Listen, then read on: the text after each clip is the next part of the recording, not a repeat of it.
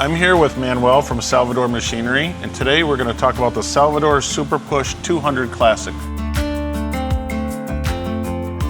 Can you tell me a little bit about what makes the SuperPush 200 Classic special? Of course.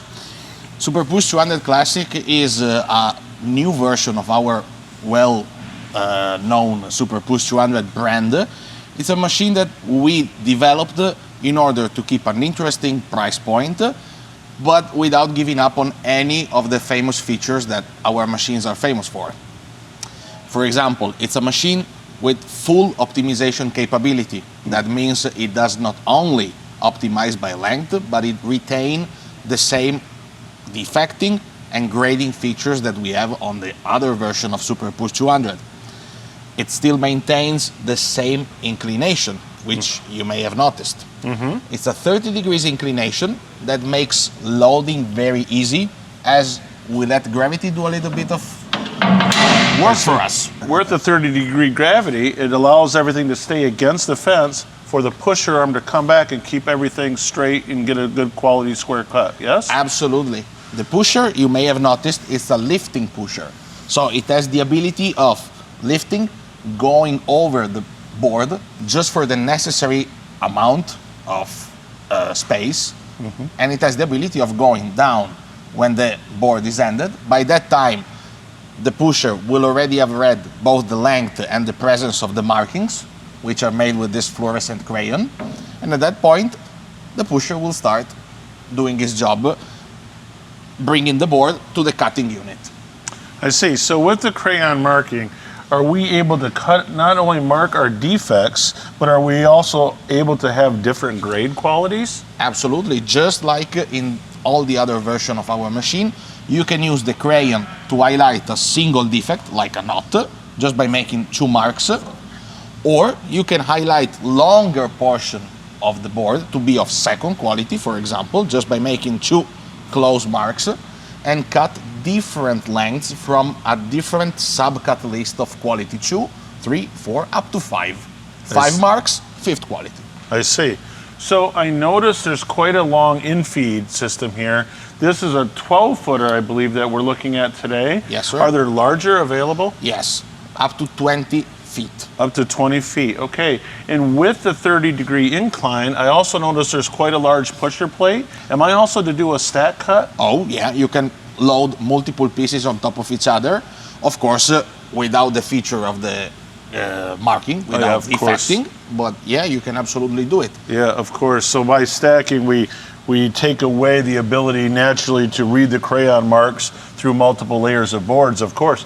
What kind of speeds can we expect for that pusher arm? 300 feet per minute, both in the scanning phase and also in the pushing phase. Interesting, that's quite fast.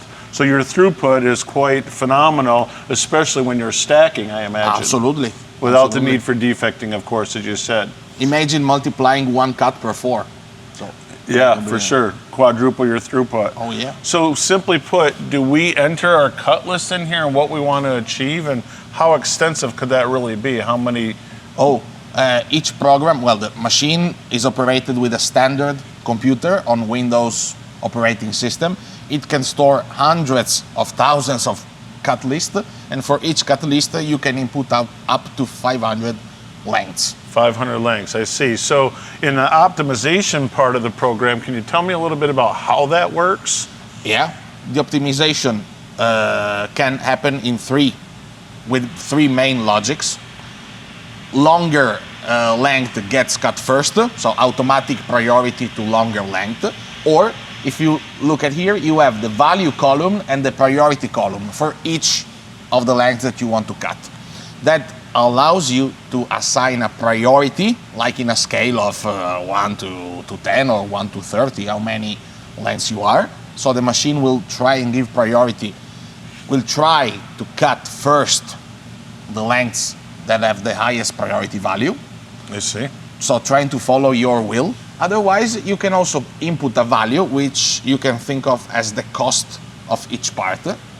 And if that logic is chosen, the machine will, once the reading is done, will cut the board with a combination of lengths that gives you the most value, the most money out of that board.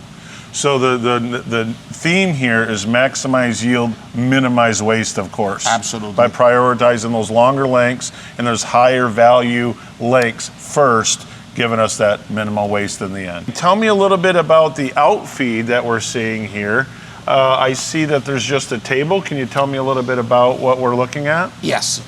On the classic version, you have a 3-meter long static catch table.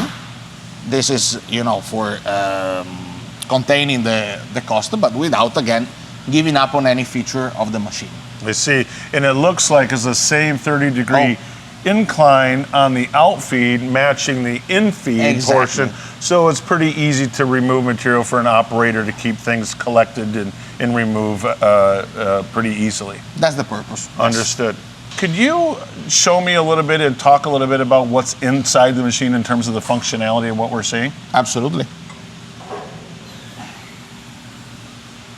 In the cutting area, you can appreciate the presence of these 3 pneumatic-driven devices, being the Infeed lateral aligner, which swings in, the hold-down device that goes down on the piece, as well as the Outfeed vertical aligner. Those 3 action concurs to have a square cut, minimizing blowout, and keep the piece against the fence. All of this helps to prevent any unwanted movement of the piece and maintaining a positioning accuracy of plus minus 0.5 millimeter. With this pusher arm and the optics included with it, could you tell us a little bit about how this works? Of course. This is the lifting pusher, which is able, of course, to lift, go over the board as a bridge, go down and push. The optimization is achieved thanks to these 2 optics. The red dot here is the responsible for reading the beginning and the end of the board, so the total length. And the blue light is reacting to the crayon and is the responsible sensor for detecting the position of the marks. Can you share with me a moment, a customer that would be interested in a machine like this? Yeah, of course. I will say perhaps somebody that is already using a semi-automatic upcut saw, but is looking to increase throughput, use many of the features that I previously mentioned, like optimization, defecting, grading, ability of cutting list import from the office, maximizing yield, reducing waste, adding a lot of safety to the work, to the process. Sure. And all of this at a very attractive price point. Excellent. Well, let's see how this machine works. Absolutely. All right.